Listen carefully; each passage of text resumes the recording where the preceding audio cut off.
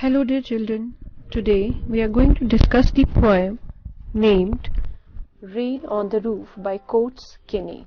Coates Kinney was born in 1826 near Penn Van in New York, America. He was partly educated at Antioch College, Yellow Springs, Ohio. Then he studied law with Thomas Corwin and was admitted to the bar in Cincinnati in 1856. He became a journalist and worked on papers in Cincinnati, Xenia, Springfield, and Illinois. He was a paymaster in the U.S. Army from June 1861 until November 1865 and was mustered out with the commission of Brevet Lieutenant Colonel of Volunteers. He was a delegate to the convention that nominated Ulysses S. Grant for the presidency in 1868 and its Ohio secretary. He was senator from the 5th District in the Ohio legislature 1882 to 1883 and delivered a speech against the official railroad pass.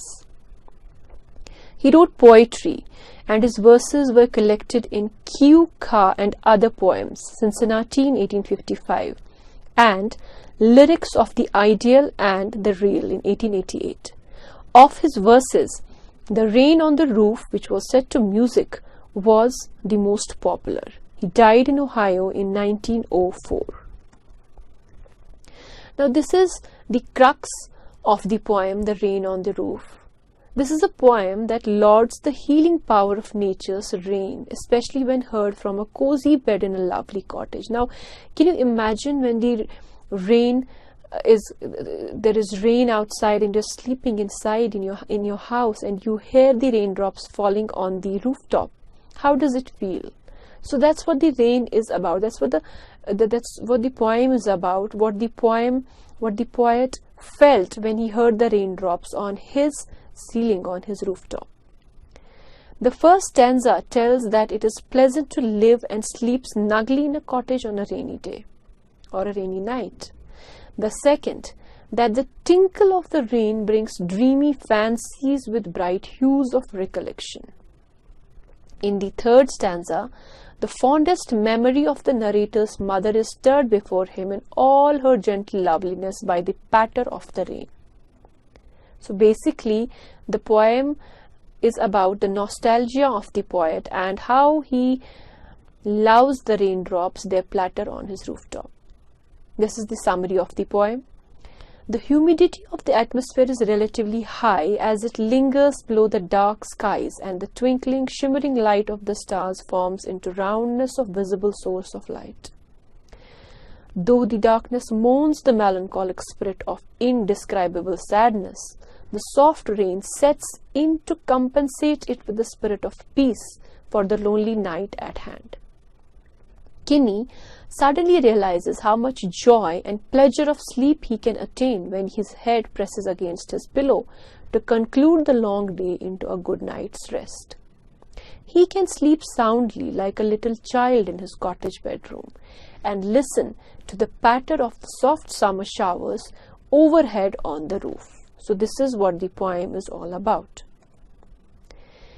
Every tinkle of raindrops that fall on the thin oblong piece of material, such as wood or slate that is laid in overlapping rows to cover the roofs or sides of the cottage, produces an echo in Kinney's heart and starts 1,000 fancies in his thoughts. They spin the yarns of bright, fanciful colors into his mind, and he listens to the patter of the rain on the roof.